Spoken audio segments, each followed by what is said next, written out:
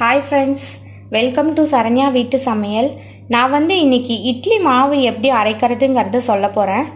அதுக்கு இங்கே இட்லி அரிசி எடுத்து வச்சுருக்கேன். இட்லி அரிசி 4 டம்ளர் எடுத்து வச்சுருக்கேன். இந்த டம்ளரில் 4 டம்ளர் இட்லி அரிசி எடுத்து வச்சுருக்கேன். அதே டம்ளரில் 2 டம்ளர் இங்கே புழுங்கல் அரிசி, ரேஷன் புழுங்கல் அரிசி எடுத்து வச்சுருக்கேன். நம்ம இந்த 2 அரிசியும் சேர்த்தி தான் நம்ம இட்லி மாவு அரைக்க போகிறோம். அரிசி பார்த்திங்கன்னா 6 டம்ளர் நான் எடுத்திருக்கேன். இப்போ உளுந்து பார்த்திங்கன்னா அதே டம்ளரில் 3/4 டம்ளருக்கு உளுந்து எடுத்திருக்கேன். வெந்தயம் ஒரு 3 ஸ்பூன் வெந்தயம் ஆட் பண்ணிக்கலாம். இப்போ நான் இது எல்லாமே தனித்தனியாக ஊற வச்சுட்டு உங்களுக்கு காட்டுறேன்.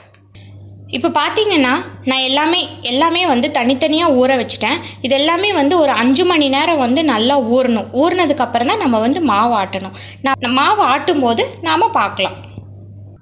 இப்போ பார்த்தீங்கன்னா அரிசியும் உளுந்தும் நம்ம ஊற வச்சது நல்லா ஊறிடுச்சு.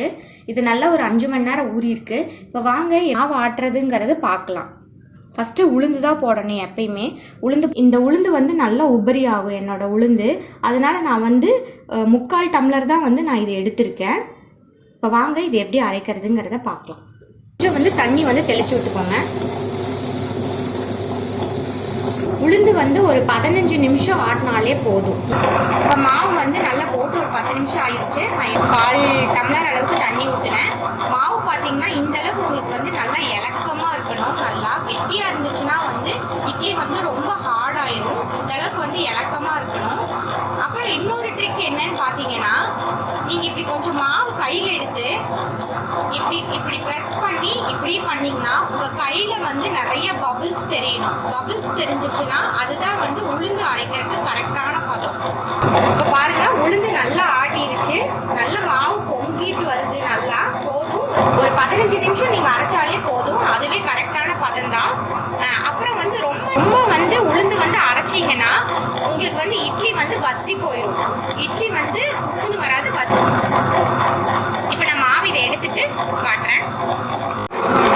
இப்போ நம்ம உளுந்து ஆட்டின அதே கிரைண்டர்லேயே நம்ம அரிசி ஆட் பண்ணிக்க போகிறோம். இப்போ நம்ம அரிசி மாவு எப்படி எடுக்கணும், அதுக்கு என்ன பதம் அப்படின்னா, நம்ம ஒரு ரவை பதத்தில் எடுக்கணும். இப்போ இது போட்டு ஒரு 1/4 மணி நேரம் இது ஓடட்டும். எடுக்கும் போது உங்களுக்கு காட்டுறேன். இப்போ பாருங்க, அரிசி போட்டு ஒரு 1/4 மணி நேரம் ஆச்சு. நல்லா அரிசி ஆயிடுச்சு. நல்லா இங்கே பாருங்க, இந்த ரவை பதத்துக்கு இருக்கணும். ரவையா இருந்துச்சுன்னா அதுதான் இதுக்கு கரெக்டான பதம் அரிசி எடுக்கிறதுக்கு. இப்போ இதை நான் எடுத்துட்டு உங்களுக்கு காட்டுறேன். நான் மாவு ஆட்டும் போது உப்பு ஆட் பண்ணல. நான் இப்போதான் உப்பு ஆட் பண்ண போகிறேன். நான் ஒரு 3 ஸ்பூன் ஆட் பண்ணுறேன். உங்களுக்கு ஒரு டிப் சொல்கிறேன். நம்ம மாவு இட்லி மாவு ஆட்டும்போது நம்ம ஃப்ரிட்ஜு தண்ணி, சில் தண்ணி ஊற்றி ஆட்டினோம் அப்படின்னா மாவு ரொம்ப இன்னும் நல்லா இருக்கும். அதுவும் இல்லாமல் நீங்கள் கிரைண்டரில் அரைக்கும் போது கிரைண்டர் சீக்கிரமாக சூடு ஆகாது. அதுக்காக இந்த டிப்பை நீங்கள் ஃபாலோ பண்ணுங்கள். சில் தண்ணி ஊற்றி அரைங்க. இப்போ நான் இந்த மாவு கலந்துக்க போகிறேன். இப்போ பாருங்கள், நம்ம ஆட்டி நல்லா பொங்கியிருக்கு. இப்போ வாங்க நான் இட்லி எப்படி வருதுங்கிறத பார்க்கலாம்.